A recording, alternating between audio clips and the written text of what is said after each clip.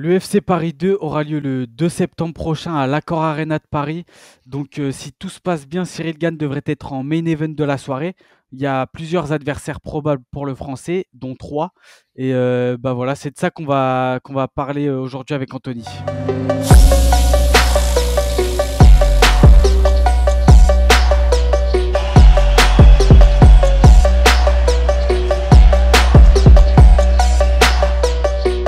Donc, on le rappelle, Cyril Gane, numéro 1 chez les poids lourds de l'UFC, ancien champion intérimaire. Ah, oula, c'est compliqué. Champion intérimaire de la division. Donc là, l'UFC Paris, en septembre 2022, il a fait une grosse perf face à Tai Tuivasa, donc il gagne par KO au troisième round, il me semble.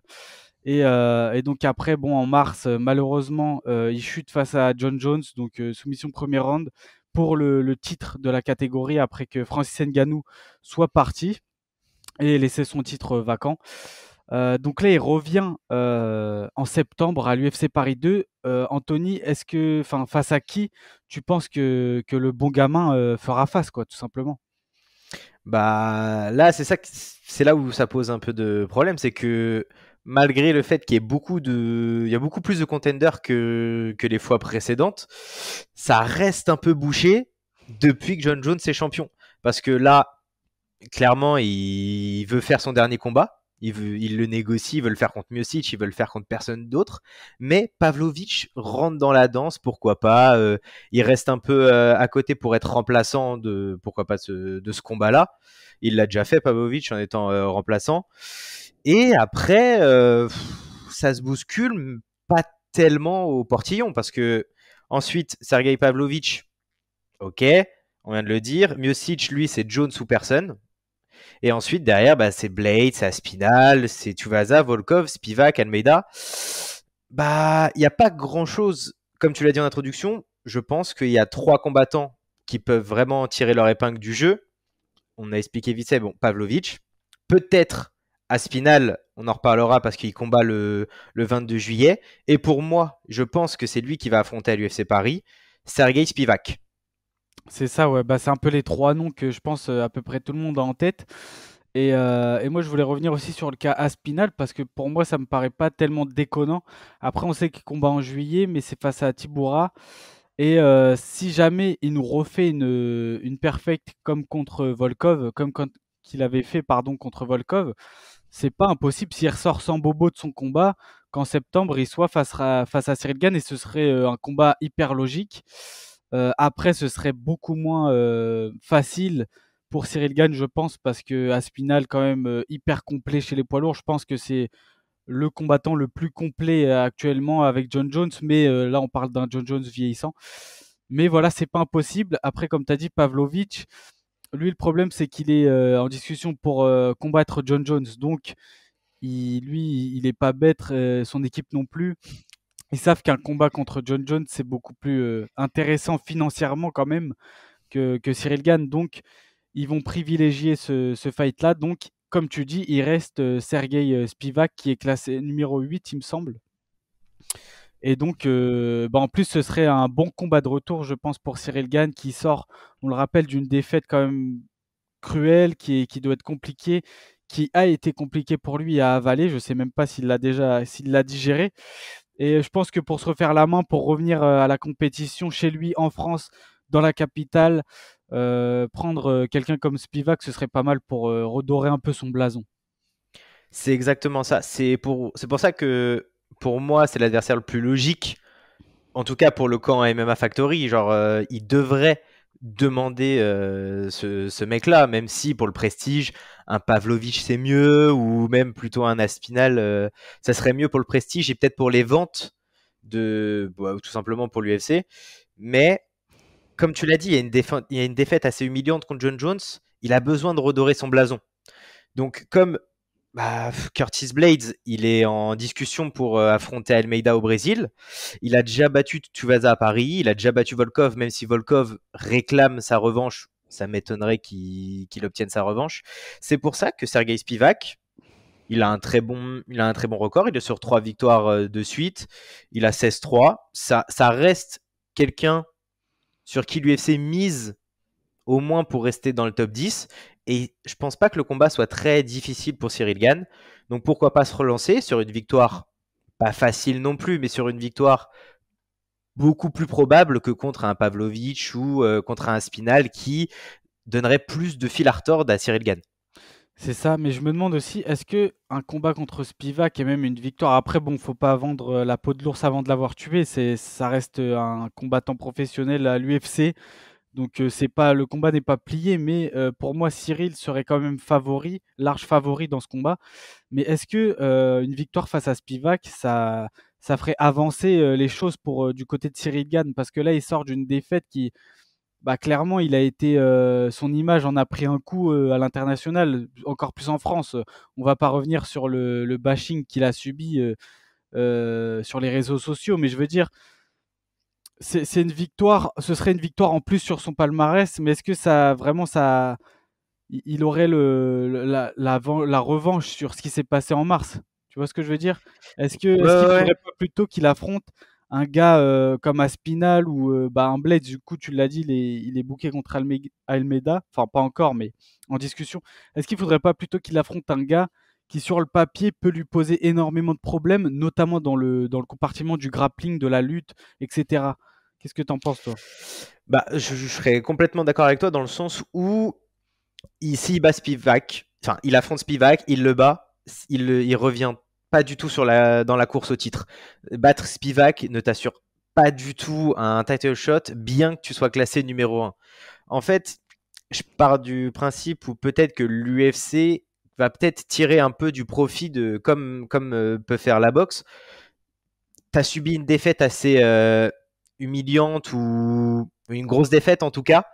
Bah, tu as un combat assez simple, enfin simple sur le papier, enfin je m'entends, il n'y a jamais de combat simple, mais un combat à ta portée pour te relancer et avant de te donner, pour te donner un peu confiance, avant de te donner un combattant un peu dur.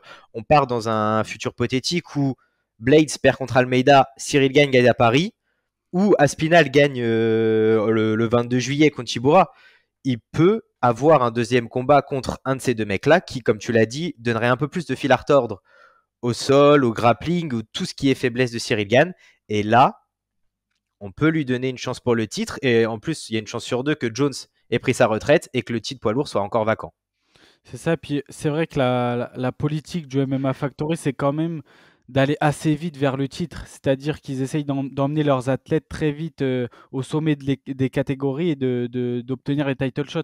Mais pour le coup, je pense que la meilleure chose à faire, parce que là, on ne sait pas dans quel état d'esprit Cyril Gane est après une défaite comme ça. Mentalement, ça doit être très impactant, même pour ta confiance en tant que combattant, tu vois. Et je pense que c'est bien justement de se refaire à la main avec un adversaire plus prenable sur le papier, où tu seras plus en confiance. Et le pire, c'est qu'il revient aussi. Et bon, on sait que Cyril est connu pour être très détente, machin, qu'il est un peu détaché de tout ça, mais je pense clairement que c'est aussi une image, c'est-à-dire que c'est ce qu'il laisse paraître, mais comme tous les combattants, il doit avoir une pression. Et après un combat comme ça, une défaite comme ça, c'est peut-être bien de se refaire la main, surtout qu'il sera chez lui. Donc il y a quand même la pression de son pays qui va être face à lui, le pays qui l'a critiqué pendant des mois, tu vois ce que je veux dire. Donc peut-être que ce serait bien de prendre un truc plus abordable, de se refaire la main, de reprendre confiance, de faire une grosse victoire, un gros show devant son public comme il a pu faire contre Tuivasa finalement. Et comme ça au moins ça gâcherait pas la fête, tu vois. Il y aurait pas un Aspinal qui viendrait gâcher la fête avec sa lutte ou etc. Donc je pense que ce serait une bonne option. Et derrière, affronter un mec pour prouver, bah tu vois, là j'ai bossé sur mon grappling, sur ma lutte, sur mon jeu au sol. Et voilà ce que je peux faire face à des mecs comme Aspinal, comme Blades ou comme Pavlovich, n'importe, tu vois. Ouais, non, mais c'est ça en fait le principe. Et j'espère qu'ils vont chercher à faire comme ça, à plus reprendre confiance que plutôt partir très très vite. Vas-y, on repart tout de suite vers le titre. Donc on prend un gros et on y va. Et parce que bien, Tuivasa, ok, c'était un gros quand même, parce qu'il était numéro 3 dans le classement avant d'affronter Cyril. Mais il est passé numéro 3 parce qu'il a battu Derrick Lewis, avec le record que possède Derrick Lewis en ce moment. Enfin, on s'est dit qu'il était un peu numéro 3, pas par hasard, mais quand même qu'il n'était pas. Elle était peut-être pas légitime d'être dans le top 5 à cette heure-ci, à ce moment-là, Tuivasa. Donc, affronter un Spivak, ce serait pas moins dégradant qu'avoir affronté Tuivasa l'an dernier. Et après, affronter Aspinal, s'il gagne contre Tibura, parce que c'est pas dit encore, même si on a plus tendance à dire que Aspinal prend Tibura. Lui, pour le coup, il veut vraiment se relancer avant d'affronter quand même quelqu'un de fort. Et tout ça pour dire que j'espère réellement que au moins, bon, ce sera le main event de l'UFC Paris, que le main event soit pas gâché par un combat trop difficile. Pavlovich, Aspinal, comme tu l'as dit, ça pourrait tellement gâcher la fête, alors que ça a été un événement incroyable l'an dernier. Il faut que cette année soit rien que pour le business, faut que ce soit un événement réussi avec des victoires françaises. En plus, j'ai l'impression que cette année, il y aura beaucoup plus de combattants français qu'il y a eu l'an dernier. Et en vrai, je suis quand même en train de me dire, ce serait quand même pas mal qu'il affronte Pavlovich. Parce que là, Pavlovich, c'est vraiment le Russe qui fait flipper tout le monde, qui est sur une montée comme... Je crois qu'il a 6 victoires par KO ou TKO au premier round. Donc, faut se rendre compte du truc de malade. C'est un peu le Francis Ngannou de l'époque, tu vois ce que je veux dire? Et donc, si Cyril Gane... Parce qu'en vrai, sur le papier, bon, un mec comme ça fait toujours peur, quoi qu'il y ait en face, tu vois.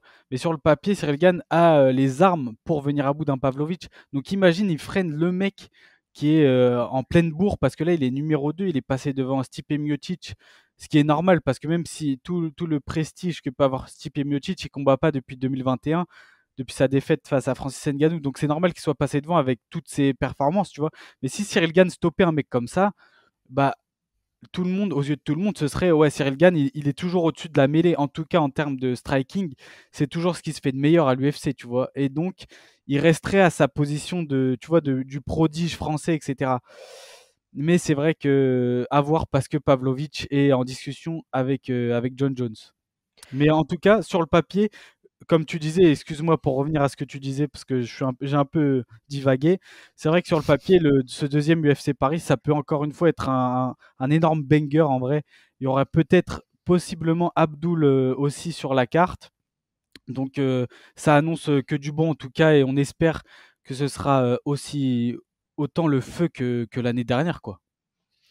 Non, mais c'est plus pour ça que j'ai pas envie, ou peut-être que les fans non plus n'ont pas envie qu'il y ait un combat beaucoup trop difficile pour Cyril, parce que ah non, la soirée l'an dernier était incroyable. Faut que cette année elle le soit aussi. Si en plus il y a des mecs comme Abdul, peut-être Taylor Lapillus qui va enfin avoir son combat à l'UFC, lui qui revient, qui a pas pu combattre l'an dernier, il faut pas que la fête soit gâchée. Et je reviens sur ce que tu as dit sur Sergei Pavlovich. Cyril Gane, ça reste toujours le numéro 1. C'est pas n'importe qui. Il est quand même numéro 1 à l'UFC. C'est pas, on dit, on a un peu peur quand il affronte des mecs au sol et tout, mais c'est quelqu'un que enfin, de dire que Cyril Gane pourrait perdre contre lui, c'est fort de dire des trucs comme ça. Donc pourquoi pas, il pourrait gérer Pavlovich, mais mon avis, ça m'étonnerait qu'un Cyril Gane Pavlovich, tu le mettes en main event d'un Fight Night. Je le vois plus en pay-per-view, au moins en... Ah, s'ils veulent le mettre en 5 rounds, ils peuvent le mettre en Fight Night, j'avoue. Mais je le vois plus en pay-per-view. Au moins, ça serait limite un combat pour le titre par intérim, en fait. Donc je le vois plus en pay-per-view. Mais pourquoi pas, mais mon choix reste... Enfin, si on doit se dire qui doit affronter Cyril Gane à l'UFC Paris, je vais te demander toi pour qui, mais pour moi, il va affronter Sergei Spivak et il doit affronter Sergei Spivak. Bah, c'est vrai que avec tout ce qu'on a dit, en vrai, ça reste l'option la plus probable, je pense, tu vois, par rapport à tout ce qu'on vient de dire. Et c'est aussi l'une des meilleures options pour Cyril Gane, clairement. Encore une fois, avec tous les arguments qu'on a avancés, je pense que c'est le mieux, hein. Ouais, non, mais en fait, c'est pour se relancer, pour le business de l'UFC et pour le business aussi du MMA Factory, parce que deux défaites de Cyril Gane de suite, ça met un gros coup à MMA Factory. Enfin, s'ils n'arrivent pas à enchaîner les victoires, l'année peut être difficile. Donc, pour le matchmaking, pour le business, pour Paris, pour l'UFC, pour les fans, Sergei Spivak en numéro 1 pour moi, et je n'espère pas une victoire très rapide d'Aspinall pour qu'il call out Cyril Gane direct. J'ai combattu à Londres, je vais aller voir une autre capitale, je vais aller à Paris. Bah écoute, je pense qu'on aura la réponse bientôt, mais c'est vrai que ça ferait flipper, surtout après une défaite comme ça, qu'il affronte un gars comme Aspinall qui est, je le répète, je pense actuellement le plus complet de la catégorie, tu vois. Donc ouais, on attend la réponse. Je pense que ça devrait pas trop tarder. En tout cas, bah, je pense que les gars, vous avez compris. Nous, on pense que ce sera sûrement Sergey Spivak, l'adversaire de Cyril Gane pour le main event de l'UFC Paris. Donc bah, on attend ça avec impatience. Dites-nous vous en commentaire ce que vous pensez. Quel adversaire vous voyez face à Cyril Gane pour l'UFC Paris. Et puis, n'hésitez pas à lâcher un petit pouce bleu pour nous donner un peu de force pour les prochains contenus qui arrivent. Et puis, bah, nous, on se dit à bientôt, les gars. Ciao!